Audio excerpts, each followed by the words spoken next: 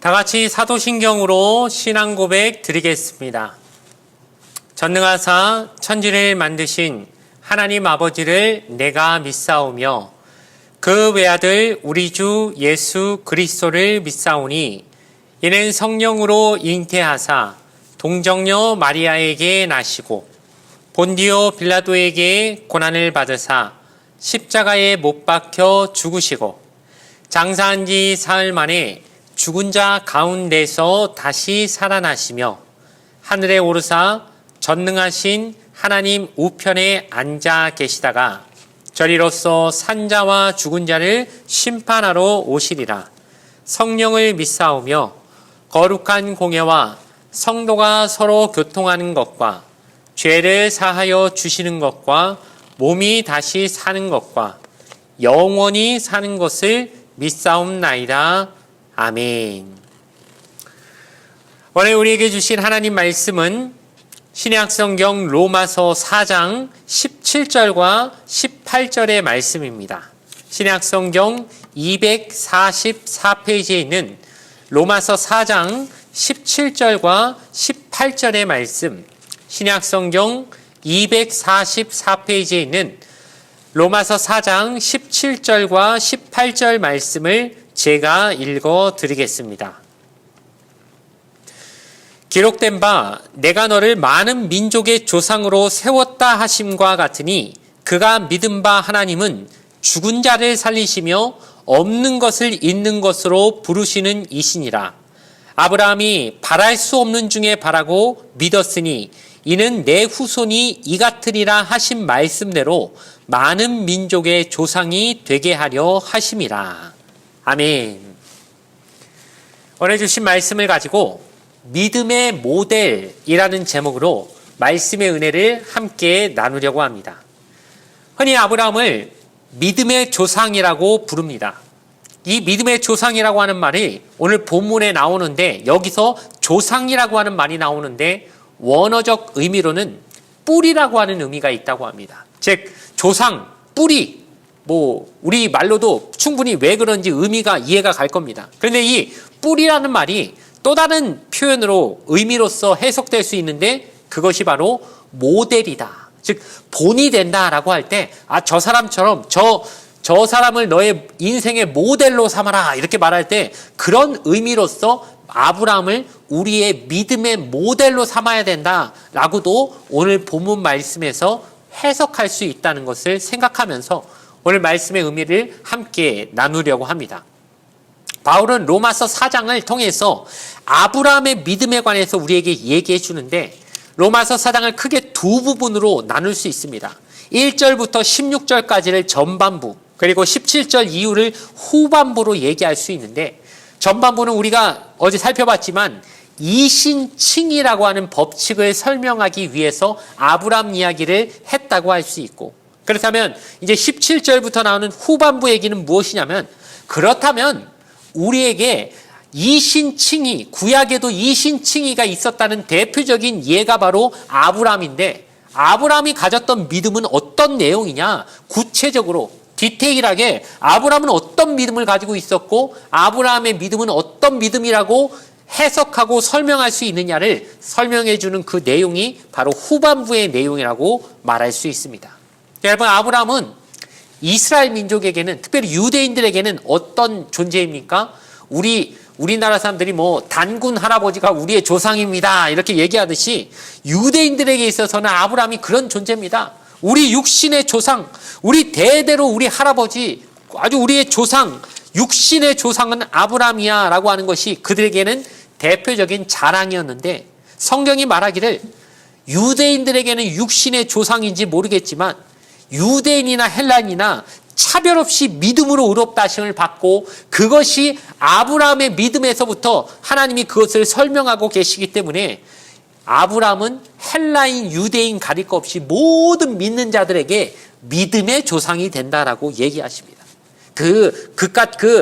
요만한 유대인들만의 조상 정도가 아니라 하나님은 아브라함을 그 정도로 쓰시려고 갈대아 우르에서 하란에서 불러내신 게 아니라 나는 하늘의 별과 같이 땅의 모래같이 많은 조상을 아브라함이 약속했는데 고작 너희 그 유대인들 그 정도 수준으로 그 정도의 사람들이라고 말한 게 아니라 이 모든 세계에 하나님 믿는 믿음의 사람들의 믿음의 조상이 되게 하겠다고 그렇게 내가 아브라함한테 약속한 거야. 이 얘기를 이제 하시는 것이죠. 그렇기 때문에 아브라함은 신약 성경에서 보면은 로마서 4장에서 지금 이렇게 나오지만 믿음 얘기할 때 아브라함은 그냥 낀데 안 낄 데 없이 다 나오는 게 왜 그러냐?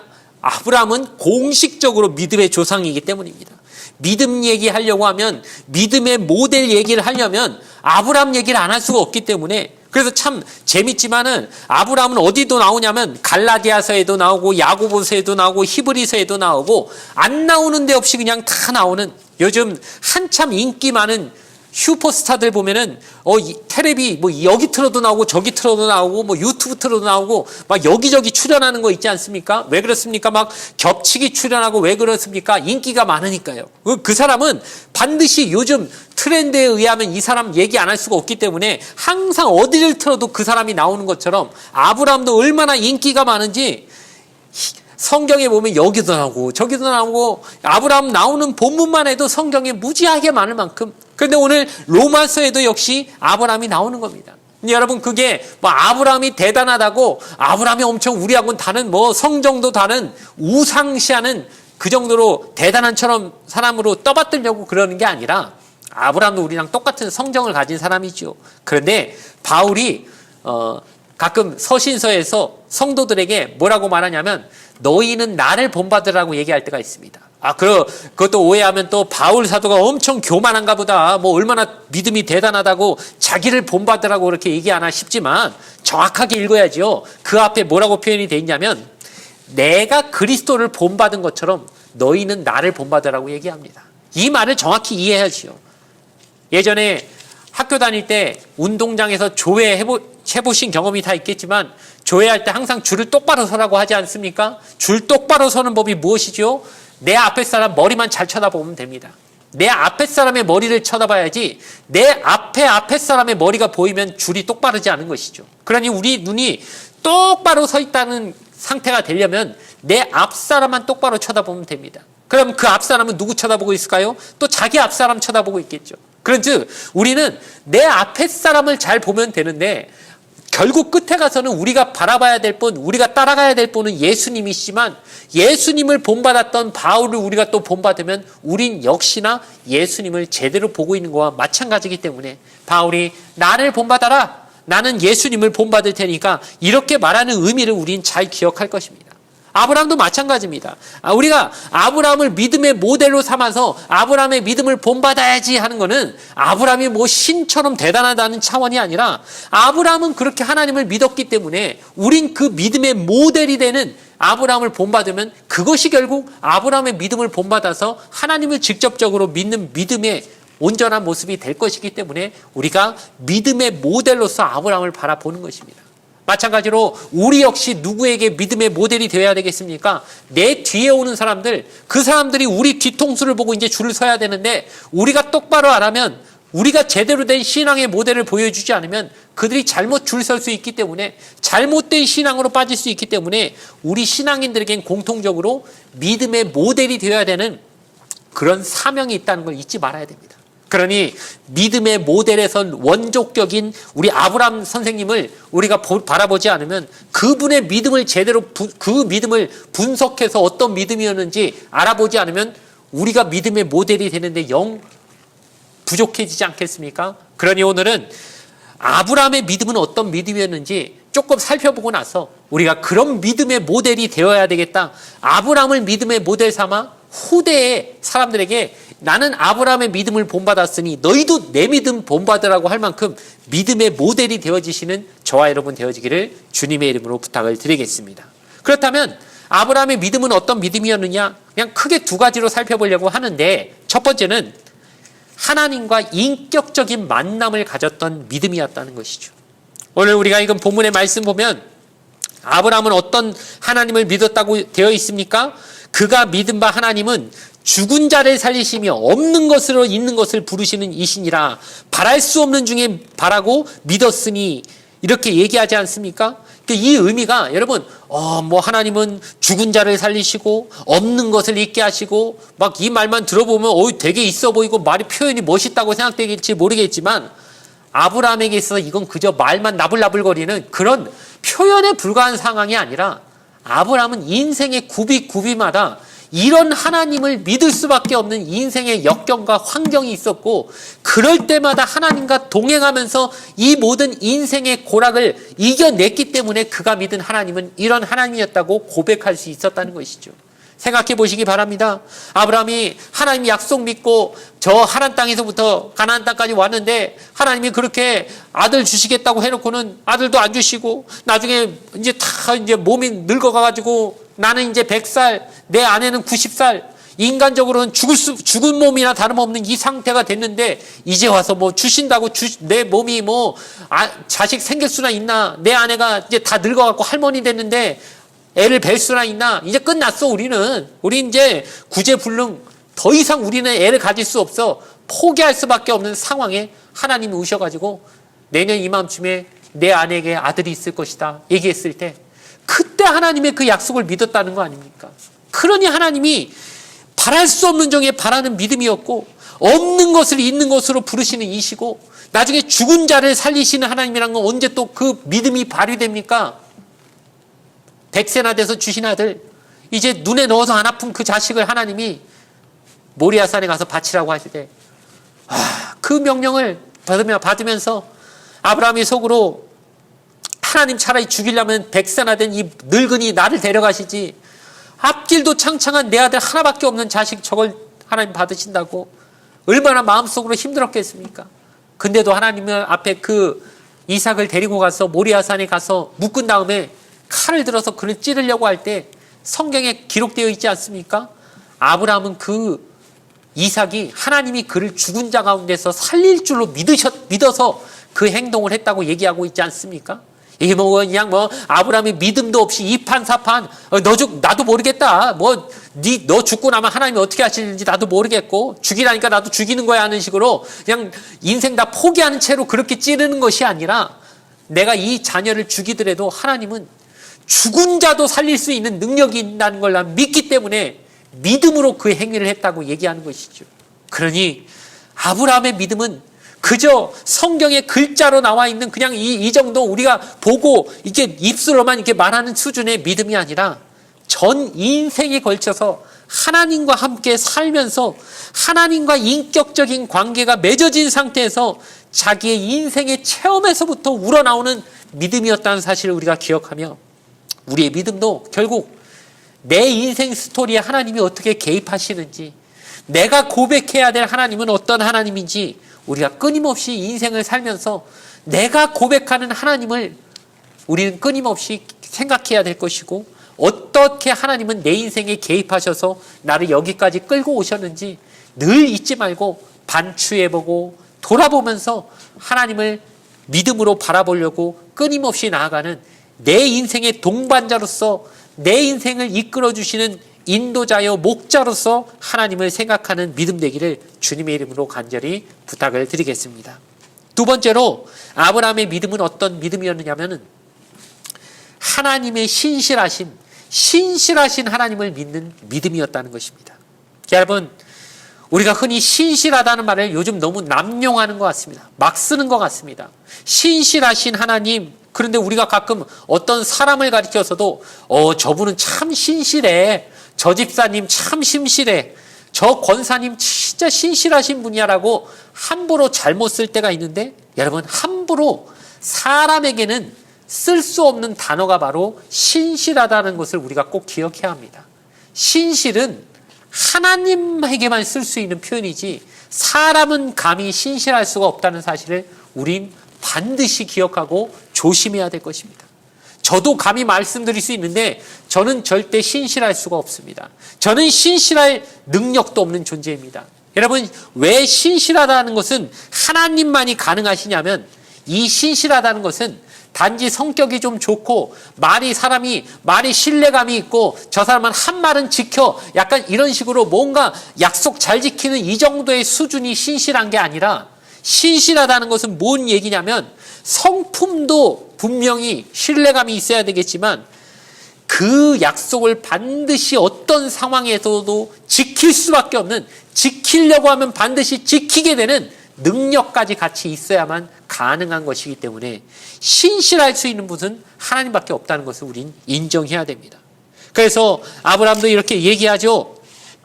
20절과 21절 보니까 믿음이 없어 하나님의 약속을 의심하지 않고 믿음으로 견고해져서 하나님께 영광을 돌리며 약속하신 그것을 또한 능히 이루실 줄을 확신하였으니. 이 말이 무슨 얘기입니까? 하나님이 하신 약속을 아브라함은 믿었던 이유가 무엇이냐? 하나님은 자기가 한 말을 이루실 능력도 가지신 분이니까 그분의 약속은 믿어라고 아브라함은 그렇게 믿었다는 것이죠. 여러분, 인간은 신실하고 싶어도 신실할 수가 없습니다. 왜냐하면 우리는 모든 상황을 다 통제할 능력이 안 되기 때문입니다. 제가 이제 딸이 어렸을 때 참 거짓말쟁이 아빠가 많이 된 적이 있는데, 어떨 때냐면은 예를 들어 아침에 출근하면서 약속을 합니다. 내가 퇴근할 때 꼭 이거 사올게 라고 얘기했는데 막상 퇴근을 하려니까 퇴근 시간이 늦어져서 가게가 문을 다 닫아버렸습니다. 그래서 문 여는 가게 없나 하고 여기저기 어떻게든 찾아보려고 했는데 문 여는 가게가 있어서 거기 가가지고 이거 있습니까? 라고 얘기했는데 또 하필 그 가게는 그걸 안 팝니다. 그러면 제가 어떻게 해야죠? 이제는 방법이 없죠. 아무리 제가 약속을 지키고 싶은 마음이 굴뚝 같아도 제 능력이 안 되기 때문에 약속을 못 지켰고, 그래서 그날로 또 거짓말쟁이 아빠가 되는 겁니다. 사람이 신실하기 싫어서 신실하지 못하는 게 아니라 우리에겐 능력이 없어서 신실할 수가 없는데, 하나님은 어떻습니까?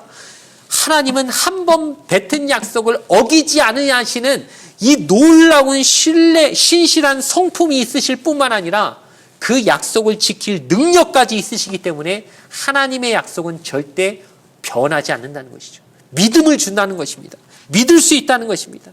그래서 하나님의 약속은 우리가 사람과 사람이 맺는 계약이라고 말하지 않고 하나님이 인간에게 주신 약속을 우리가 뭐라고 성경에 얘기하죠?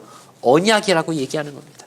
언약은 계약 차원이 아니라 하나님이 우리에게 주신 약속이기 때문에 절대 안 지켜질 확률이 제로인 약속, 반드시 지켜질 수밖에 없는 그 약속을 우리가 믿고 살아야 되는, 즉 언약을 믿고 살아가는 언약 백성이 되어야 되는 사실을 꼭 기억하고, 그 신실하신 하나님, 반드시 나하고 맺은 약속을 지켜주실 하나님을 믿는 믿음으로 살아가시는 저와 여러분이 되어지길 바랍니다. 그것이 바로 아브라함의 믿음인 줄 믿습니다.